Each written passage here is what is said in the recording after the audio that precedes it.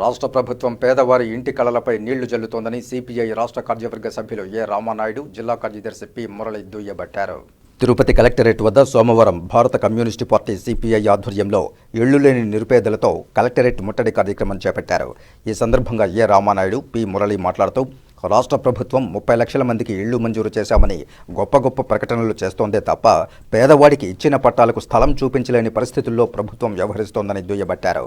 Tirupati rural మండలాల్లో 35,000కు పైగా ఇళ్ల పట్టాలు మంజూరు చేశారని, ప్రజలకు అందుబాటులో లేని స్థలాల్లో లేఅవుట్లు వేశారు తప్ప అక్కడ పేదలకు ఇళ్లు కట్టించిన పాపాన పోలేదని ఆగ్రహం వ్యక్తం చేశారు. తిరుపతి రూరల్ మండలం కుంట్రపాకం గ్రామ లెక్కల దాఖలా 612 సర్వే నెంబర్లో 130 ఎకరాలు ప్రభుత్వ భూమిలో ఇళ్ల స్థలాల కోసం ప్రభుత్వం చదును చేస్తే కొంతమంది భూ కబ్జాదారులు అడ్డుకోవడంతో పేదలకు భూమి పంచకుండా ప్రభుత్వం వెనకడుగు వేసిందని అన్నారు. భారత కమ్యూనిస్టు పార్టీ ఆధ్వర్యంలో 2 రోజుల క్రితం అదే భూమిలో పేదల గుడిసెలు వేస్తే రెవెన్యూ అధికారులు, పోలీసు యంత్రాంగంతో పేదవారిని కూడా చూడకుండా దౌర్జన్యంగా అక్రమ అరెస్టులు చేశారని ఆగ్రహించారు. ప్రజా పోరాటాల ద్వారానే కుంట్రపాకం వద్ద ప్రభుత్వ భూమిలో పేదల ద్వారా ఇళ్లు కట్టిస్తామని స్పష్టం చేశారు. అధికారులు, ప్రజాప్రతినిధులు స్పందించకపోతే ఫిబ్రవరి 23వ తేదీన చంద్రగిరి శాసనసభ్యులు ఇంటి వద్దకు పేద ప్రజలందరూ వెళ్లడం జరుగుతుందని హెచ్చరించారు.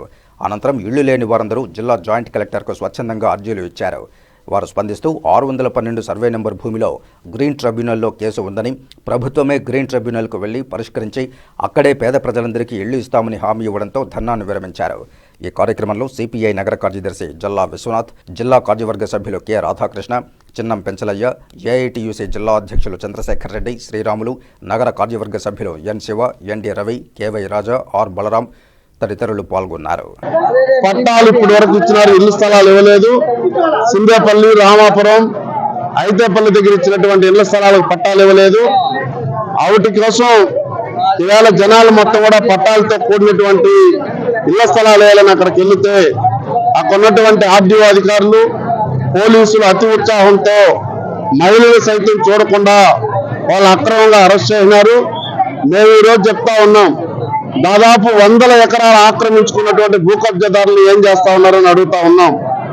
తిరుపతి రూరల్ మండలంలో 100 ఎకరాలు ఆక్రమించుకున్నటువంటి భూ కబ్జాదారులు ఉన్నారు. ప్రభుత్వ భూమిలో ప్రహరీ గోడలు వేసిన వాళ్ళు ఉన్నారు.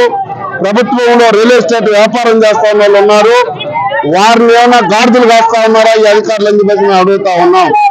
కాబట్టి ఈరోజు తక్షణమే నిరుపేదలకు 612లో సర్వే నెంబర్లో ఉన్నటువంటి భూమిని పేదలకు పంచాలి. ఆ భూమిని పేదలకు ఇవ్వాలి. లేని పక్షంలో సిపిఐ ఎర్ర జెండా ఆధ్వర్యంలో మొత్తం జెండాలు పాతి పేద ప్రజలకే పంచుతామని చెప్పేసి కూడా ఈ సందర్భంగా ప్రభుత్వానికి హెచ్చరిక తెలియజేస్తా ఉన్నాం.